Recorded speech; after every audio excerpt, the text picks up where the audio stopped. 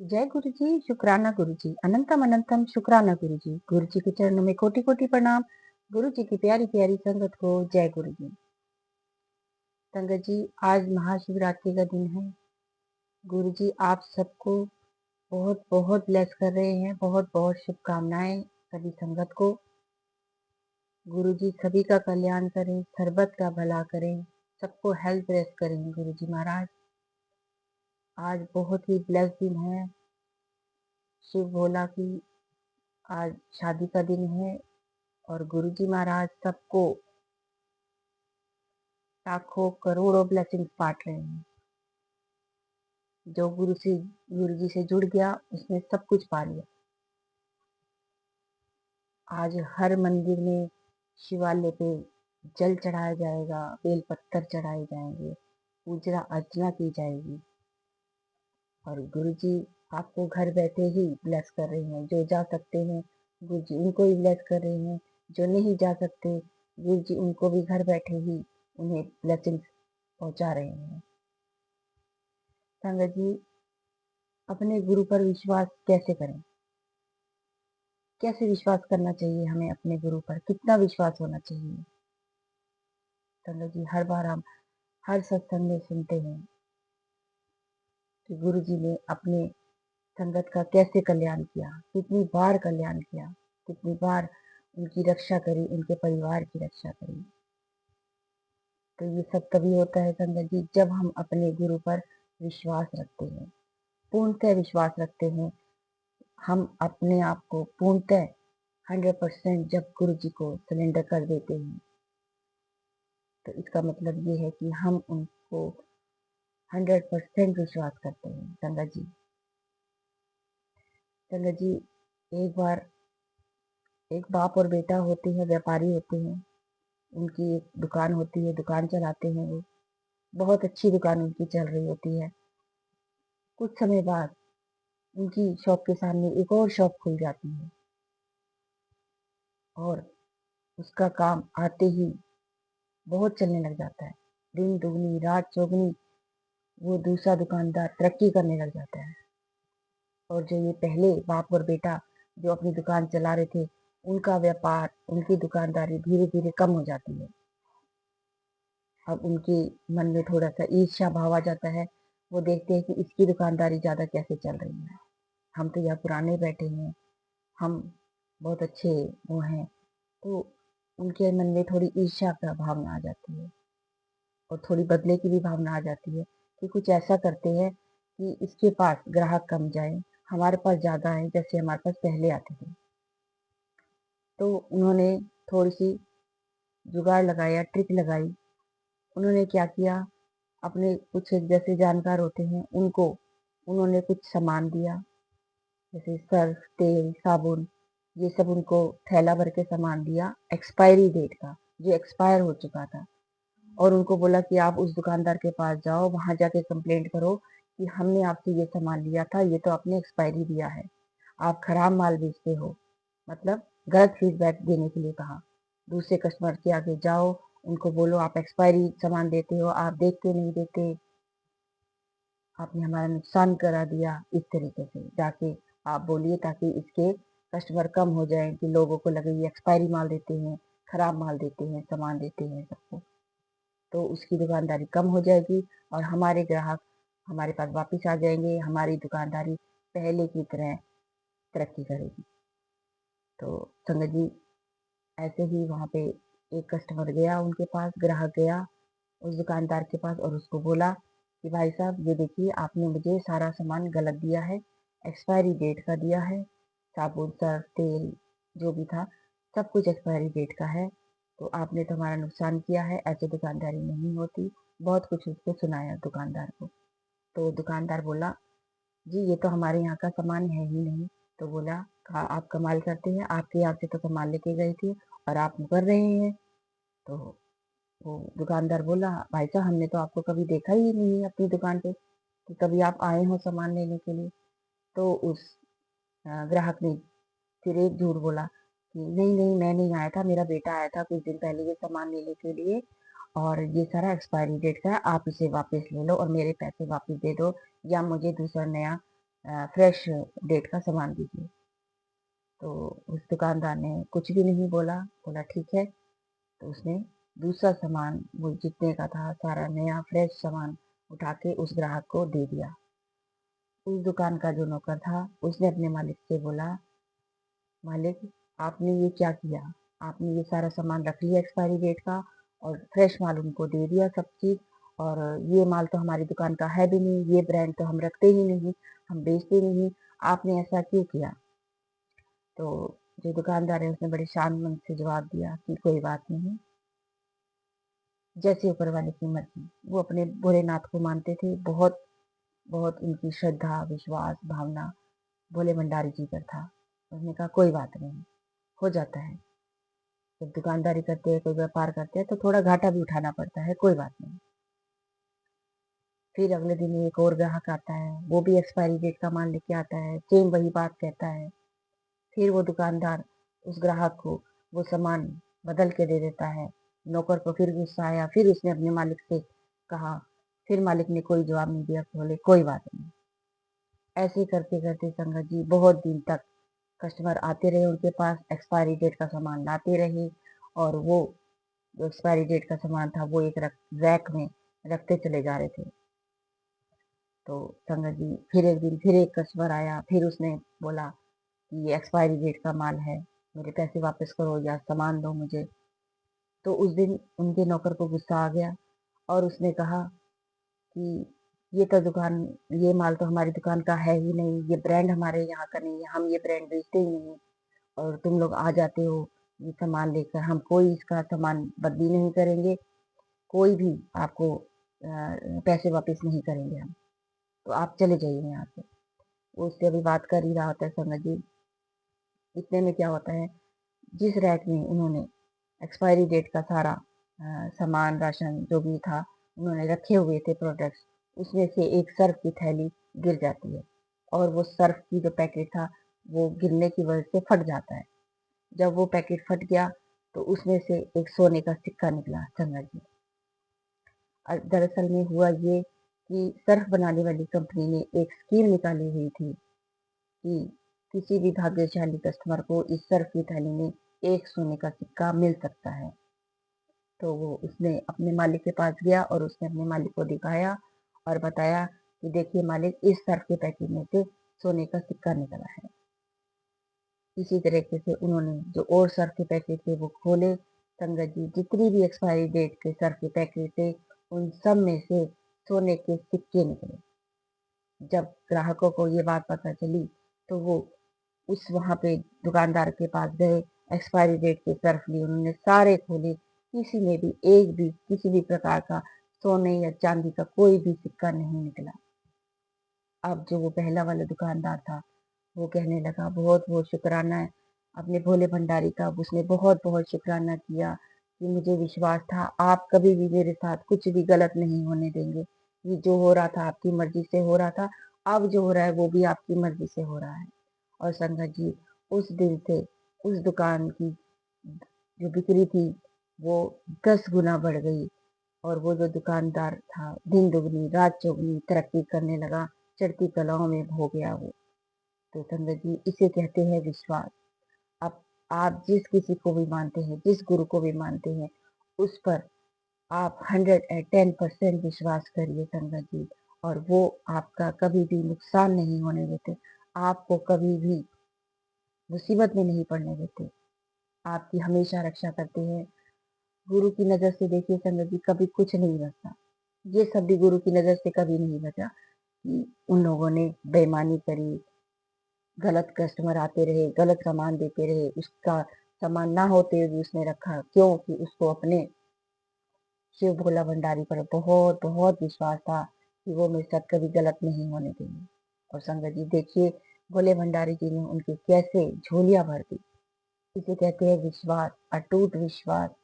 अपने गुरु पर विश्वास करिए कि वो कुछ भी कर सकता है, वो कुछ भी दे सकता है।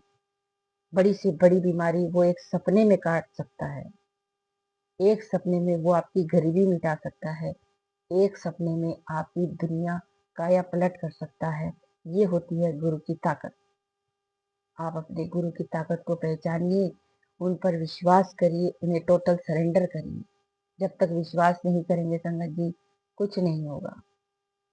एक संगत है, हर रोज मंदिर गुरुद्वारे जाती है, सालों से जा रही है, कुछ प्राप्त नहीं हुआ। और एक संगत ऐसी है जो एक दिन में जाके उसने सब कुछ पा लिया। बात यहाँ सिर्फ और सिर्फ संगत जी विश्वास की है। मंदिर गुरुद्वारे हर रोज जाने से कुछ नहीं होता संगत जी, अगर आपको अपने गुरु पर विश्वास ही नहीं है। आप डाउट में रहते हैं कि मिलेगा या नहीं मिलेगा, गुरु जी ये देंगे या नहीं देंगे, गुरु जी ये कर सकते हैं या नहीं कर सकते। वो सब कुछ कर सकते हैं संगत जी, सब कुछ। उन्हें ज्यादा समय भी नहीं लगता, एक पलक झपकने से भी पहले वो सब कुछ कर सकते हैं। जिस गुरु ने कैंसर जैसी बीमारी को काट दिया सिर्फ एक जल प्रसाद पिलाकर, तो संगत जी आप खुद सोचिए आपके गुरु आपके लिए क्या नहीं कर सकते जब आप उन पर अटूट विश्वास करेंगे, उनसे प्रेम करेंगे। तो संगत जी गुरु जी पर विश्वास करिए कि वो सब कुछ करते हैं। सारे डाउट्स छोड़ दीजिए, इफ एंड बट्स अपने एक साइड में रख दीजिए और गुरु जी से कहिए कि गुरु जी आपने करना है, जो करना है, जो हमारे लिए अच्छा है आप वही करिए। हम जिद मांगे, जिद करके भी मांगे तो भी हमें मत देना, क्योंकि आप जानते हैं कि उसमें हमारा भला नहीं है। कोई मुसीबत है, परेशानी है, तो बस गुरु जी पर छोड़ दीजिए। गुरु जी मुझे नहीं पता आप क्या करोगे, कैसे करोगे, कब करोगे, मैं तो सिर्फ आपको जानता हूँ या जानती हूँ। आप ही ने करना है जो करना है, और मैं आपकी रजा में राजी हूँ। आप जो करेंगे बहुत बहुत बढ़िया करेंगे। संगत जी इस तरह से अपने गुरु जी से कनेक्शन बनाइए, विश्वास करिए, उनसे बातें करिए, उनसे अपनी सुख दुख की बातें शेयर करिए। संगत जी आज महाशिवरात्रि का दिन है, बहुत बड़ा दिन है। सारी संगत को बहुत बहुत शुभकामनाएं संगत जी। गुरु जी आप सबको हेल्थ ब्लेस करें, वेल्थ ब्लेस करें। अब सभी बच्चों के एग्जाम आने वाले हैं, गुरु जी सभी बच्चों को बहुत बहुत बढ़िया नंबरों से पास करें, उनके एग्जाम बहुत बहुत बढ़िया करवाएं संगत जी, और उनका उज्जवल भविष्य बनाएं गुरु जी। तो चलिए संगत जी आगे बढ़ने से पहले, अगर आप इस प्यारे से गुरु जी के चैनल पर नए हैं तो गुरु जी के इस चैनल गुरु जी की बेटी आरती, इस चैनल को सब्सक्राइब जरूर करिएगा संगत जी। ये चैनल हमारा नहीं है संगत जी, ये गुरु जी का चैनल है, गुरु जी चलाते हैं, गुरु जी की आज्ञा से चल रहा है और गुरु जी की आज्ञा से ही सत्संग होते हैं। संगत जी आप हर सत्संग को जरूर किसी न किसी संगत के साथ जरूर शेयर किया करिए। आप एक संगत को शेयर करें या 10 संगत को शेयर करें, वो आपके ऊपर है, लेकिन शेयर जरूर किया करें संगत जी। हर सत्संग को शेयर करना बहुत जरूरी है, क्योंकि गुरु जी की बहुत सी प्यारी प्यारी सी भोली संगत है जिन्हें अभी बहुत कुछ जानना बाकी है गुरु जी के बारे में। तो जब वो सत्संग जैसे जैसे सुनते जाएंगे गुरु जी के और करीब वो भी जुड़ते जाएंगे, जैसे गुरु जी ने आपको जोड़ा है। और संगत जी गुरु जी पता नहीं किस रूप में किसका कल्याण करना चाहते हैं, वो गुरु जी जाने। आप अपना फर्ज निभाते चलिए, संगत को आगे शेयर करते चलिए, किसे सुनवाना है वो गुरु जी खुद देख लेंगे। लेकिन जब आप गुरु संगत के साथ कोई भी सत्संग शेयर करते हैं तो गुरु जी आपको 7 गुना ब्लेसिंग देते हैं, क्योंकि आप गुरु की संगत के कल्याण के लिए वीडियो शेयर करते हैं। तो संगत जी और कमेंट में जय गुरु जी, शुक्राना गुरु जी की हाजिरी लगाना बिल्कुल नहीं भूलिएगा, क्योंकि गुरु जी आपके कमेंट देखते भी हैं और पढ़ते भी हैं। तो चलिए संगत जी आगे के अध्याय की ओर बढ़ते हैं, गुरु जी का मंत्र जाप करते हुए। ओम नमः शिवाय, शिव जी सदा सहाय, ओम नमः शिवाय, गुरु जी सदा सहाय। जय गुरु जी, शुक्राना गुरु जी, अनंतम अनंतम शुक्राना जी। उसका संगत जी आज हम तीसरा और चौथे अध्याय का अध्ययन करेंगे। गुरु जी के मंत्र जाप से शुरू करते हैं। ओम नमः शिवाय, शिव जी सदा सहाय, ओम नमः शिवाय, गुरु जी सदा सहाय। जय गुरु जी, शुक्राना गुरु जी। तीसरा अध्याय, ब्रह्मा जी का शंकर के विरुद्ध मन में द्वेष आना तथा रति का विवाह कामदेव के साथ होना। नारद जी ने कहा, प्रभु इसके पश्चात क्या हुआ? श्री ब्रह्मा जी बोले, नारद इतना कुछ होने पर भी भगवान सदाशिव के विरुद्ध मेरे मन में द्वेष उत्पन्न हो चुका था। उसको मैं किसी प्रकार भी दूर न कर सका। इसको भी तुम शिव की माया ही कह सकते हो। मैंने अपने पुत्र दक्ष को बुलाकर कहा कि अपने पसीने से उत्पन्न हुई कन्या रति का विवाह कामदेव से कर दो। इस पर दक्ष ने कामदेव से कहा, कंदर्प, तुम्हारे ही समान गुण वाली मेरी पुत्री को पत्नी के रूप में ग्रहण करो। यह कह दक्ष ने अपनी रति का नाम सुंदर कन्या का विवाह कामदेव के साथ कर दिया। विवाह के समय सुखवर्धक महान उत्सव हुआ। अपनी पुत्री तथा जमाता को सुखी देखकर दक्ष भी अत्यंत प्रसन्न हुए। जैसे मैं कुछ कह चुका हूँ, मेरे हृदय में द्वेष की अग्नि जल रही थी। मुझे माया ने दबा लिया और मैंने अहंकार में भरकर दक्ष से कहा, हे दक्ष, भगवान सदाशिव तीनों लोकों के स्वामी स्त्रियों से रहित भोग विलास को त्याग कर सदैव प्रसन्न रहते हैं और संसार के बंधनों से मुक्त होकर योगियों के समान जीवन व्यतीत करते हैं। उनको अपनी इंद्रियों पर विश्वास है। उन्होंने हमारा अपमान किया है, अतः हम लोगों को भी वही काम करना चाहिए जिससे कि उनके मन में विकार उत्पन्न हो। इसलिए अब तुम उपाय करो कि भगवान शिव अपना विवाह करें। जब तक यह काम न होगा मेरी चिंता न मिटेगी। वह मेरे पुत्र होकर भी अपने को सबसे बड़ा समझकर मेरी बेइज्जती करने लगे। यदि विष्णु ऐसा करते तो मुझे इतना दुख न होता। इसलिए जब शंकर जी अपना विवाह न कर लेंगे मुझे चैन न पड़ेगा।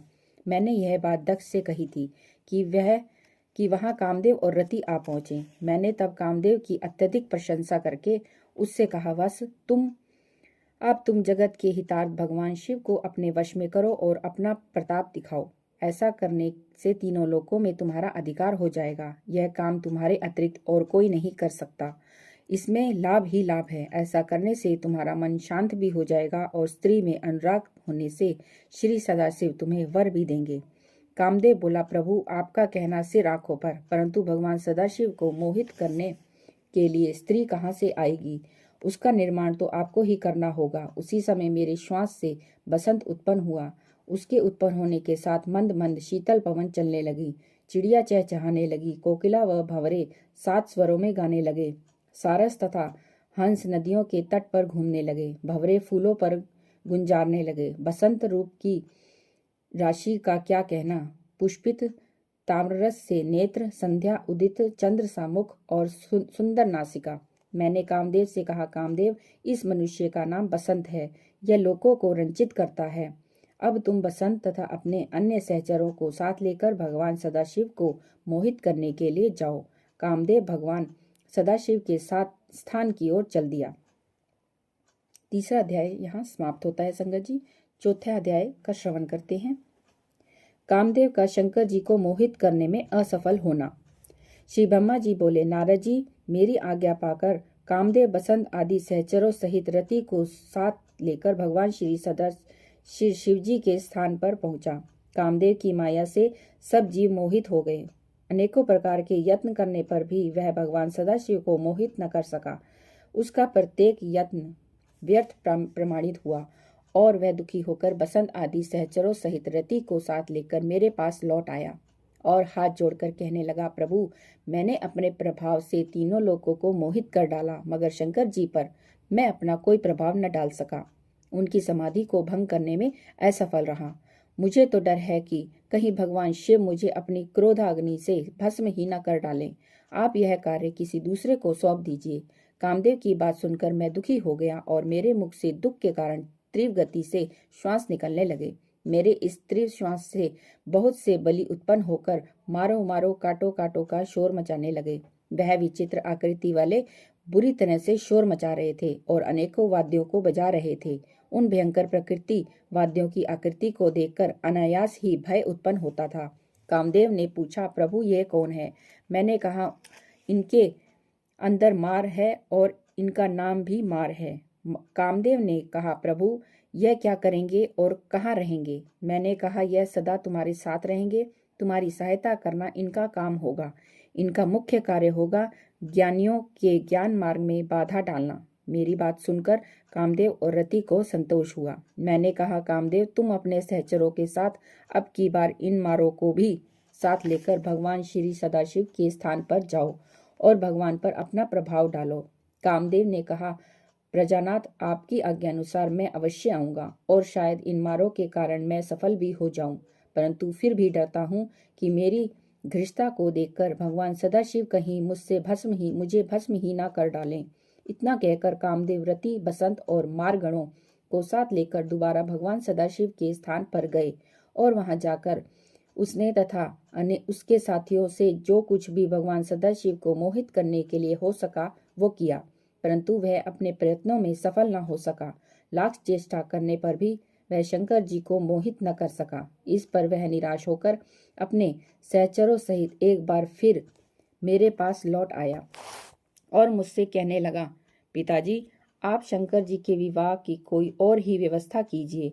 मैं उनको मोहित नहीं कर सका और शायद कर भी न सकूं। इतना कहकर वह मुझको प्रणाम करके वहां से चला गया। संगत जी, यहाँ चौथा अध्याय समाप्त होता है।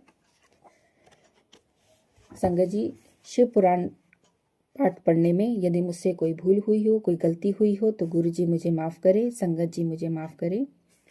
कल के अध्याय की तैयारी करेंगे। गुरु जी का मंत्र जाप से समाप्ति करते हैं और कल की ओर चलते हैं।